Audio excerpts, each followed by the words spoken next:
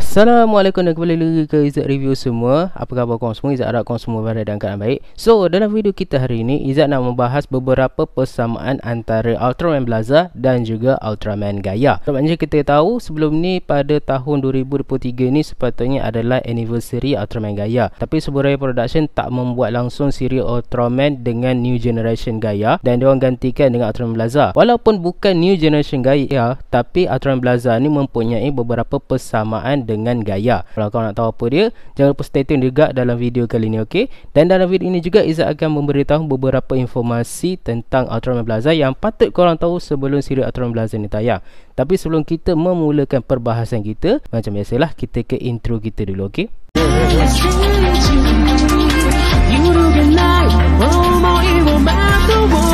Persamaan pertama yang kita boleh nampak yang ada pada Gaia dan juga Blaza ni adalah daripada segi diorang punya origin ataupun dari segi diorang punya nama lah. Bukanlah origin sepenuhnya, tapi kalau korang perasan, nama Gaia itu sendiri diambil sebab Gaia merupakan perwujudan daripada bumi. Sama juga macam secondary Ultra dia, iaitu Ultraman Agul, yang merupakan perwujudan daripada laut. Sebab itulah nama dia Agul. Sama juga macam Gaia. So, nama dia Gaia sebab Gaia tu adalah nama lain bagi bumi. Sama juga macam Blaza. Nama Blaza tu kita dah tahu dah, terang memang betul ada Blaza dekat dunia ni. Dan Blaza ni pula berasal daripada planet yang dipanggil sebagai planet M421, merupakan singkatan daripada Mercury 421. Daripada segi nama pun kita boleh nampak walaupun dua ni tak ada berkait, tapi diorang punya nama ni ada persamaan tersendiri, yang mana nama kedua-dua Ultraman ni diambil daripada benda yang nyata. Macam Gaia dan Agul diambil daripada benda yang ada dekat bumi, dan Blaza pula mengambil namanya daripada benda yang betul-betul ada dekat dunia nyata. Kalau kau nak tahu, Ultraman Gaia dan juga Ultraman Blaza mempunyai satu persamaan, iaitu daripada segi finisher diorang sendiri lah, yang mana mereka ni mempunyai jurus utama yang bukannya terdiri daripada kosan yang biasa. Sebab kalau macam kita tahulah, memang finisher yang paling ikonik daripada franchise Ultraman ni tak lain tak bukan adalah diorang punya kosan. Tapi Gaia dan juga Blaza ni diorang tak ada finisher kosan, ataupun mungkin tak ada lagi lah. Sebab macam Gaia, kalau kau nak tahu, dia ada kuasa Photon Age yang merupakan finisher utama dia, yang mana finisher ni dikeluarkan daripada kepala dia dan menyerupai tali cemeti. Benda yang sama juga dimiliki oleh Ultraman Agul yang mempunyai photon screw yang dilepaskan daripada kepala dia juga. Untuk finisher kedua, Gaia ni Zat boleh cakapkan adalah juga kosan dia, iaitu quantum string yang dilepaskan dengan cara kosan ya. Tapi Agul dia tak adalah. Agul dia hanya ada liquidator yang merupakan sejenis bola kuasa. Sama juga macam Ultraman Blaza ni. Ultraman Blaza ni pun ada finisher dia juga yang bukan merupakan kosan ya, iaitu finisher dia panggil sebagai spiral blade, yang mana Blaza ni akan ciptakan satu tombak sebelum dia akan lemparkan tombak tu ke arah musuh. Dia literally bukanlah satu kosan, sebaliknya hanyalah senjata biasa dia gunakan sebagai finisher. Bagi Zat ini adalah benda yang baru je, sebabnya kita tahu banyak siri Ultraman yang banyak menggunakan kosan, tapi Blaza sekali lagi dia angkat balik benda yang Gaia nak angkat dulu.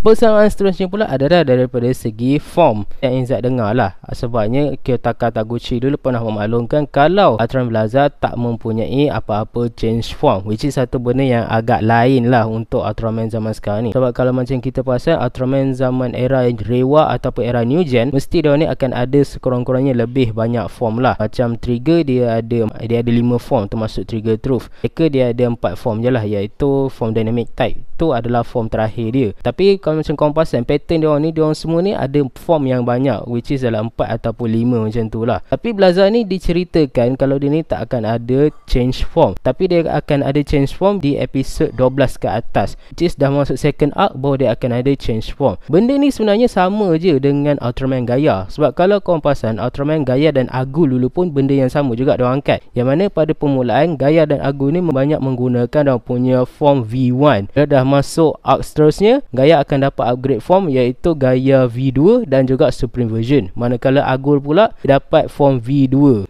untuk second arc, dan dia hanya dapat form Supreme Version tu pun, itu pun dalam stage show lah, which is kita tak tahulah sama ada itu canon ataupun tak. Benda tu bagi Zat interesting lah, sebabnya susah kot nak buat benda tu, apatah lagi zaman sekarang ni dia orang banyak menggunakan mainan apa semua. Jadi kalau nak jual satu form tu mungkinlah rugi, tapi nampaknya Subaraya berani ya nak buat benda baru. Dan Zat suka jugalah sebab Ultraman Blaza mengangkat balik apa yang Gaia pernah angkat dulu tu. Zat memang suka lah. Zat memang suka lah dengan konsep yang pernah digunakan oleh Gaia dulu. Dia buatkan bikin siri tu jadi macam lagi fresh dan lain daripada yang lain. Persamaan lain yang ada pada Blaza dan juga Gaia ni semestinya lah daripada segi universe dia. Sebab kalau korang perasan, Gaia dia berada di universe yang berbeza dengan pendahulu dia. Macam Gaia dulu ada Tiga dan juga Dyna yang merupakan Ultraman yang berasal dari satu universe.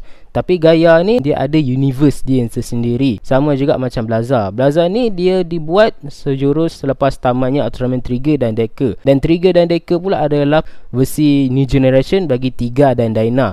Yang mana mereka dua ni berasal daripada satu universe. Tapi bila siri Ultraman Blaza ni tayang, dia berada di universe yang baru dan tak dekat mengenal langsung dengan universe Trigger ataupun Decker. Sama juga macam Gaia yang berada di universe dia sendiri yang terpisah daripada Tiga dan juga Dyna. So itu adalah dia ya, sedikit persamaan antara Blaza dan juga Gaia. Walaupun Blaza bukanlah New Generation Gaia, tapi dia ada banyak easter egg daripada Gaia itu sendiri. Terutama sekali daripada segi keseluruhan ialah dua-dua tak ada change form, dua-dua mempunyai finisher yang bukannya daripada Kosen, dan dua-duanya berlatar daripada universe yang berbeza dengan pendahulu diorang. Tapi video kita tak habis dekat sini je lah, sebab video kita ni masih lagi panjang. Seterusnya pula Izzat nak bahas beberapa informasi tentang Ultraman Blaza ni. Make sure korang stay tune lagi, okay?